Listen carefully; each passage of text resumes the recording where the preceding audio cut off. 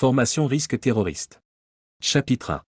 Introduction au terrorisme, définition, historique et contexte mondial. Le terrorisme est un sujet complexe et préoccupant, qui a des répercussions à l'échelle mondiale. Comprendre ses origines, ses motivations et son contexte est essentiel pour lutter contre cette menace croissante. Dans ce chapitre, nous aborderons les définitions du terrorisme, son historique et son contexte mondial afin de fournir une base solide pour la compréhension de ce phénomène.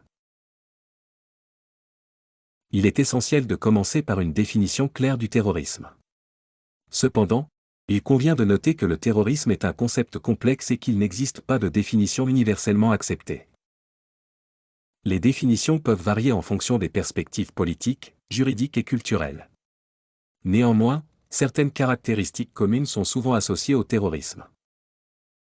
Le terrorisme peut être défini comme l'utilisation délibérée et systématique de la violence, de la terreur et de l'intimidation pour atteindre des objectifs politiques, religieux ou idéologiques.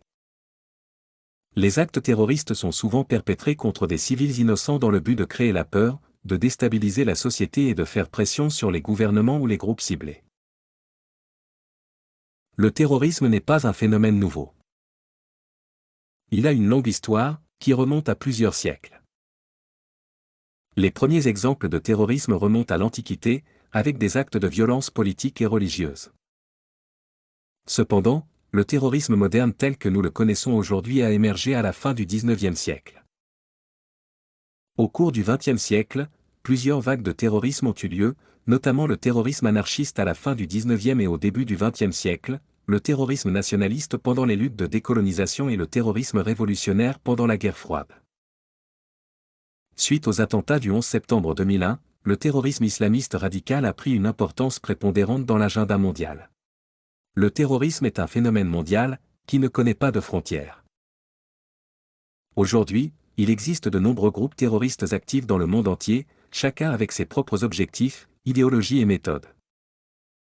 Le terrorisme peut être motivé par des facteurs politiques, religieux, économiques ou sociaux, et il peut être alimenté par des conflits internationaux, des inégalités, des injustices ou des aspirations séparatistes.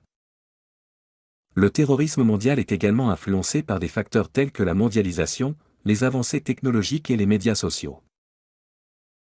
Les groupes terroristes utilisent souvent Internet et les réseaux sociaux pour recruter, radicaliser et coordonner leurs activités.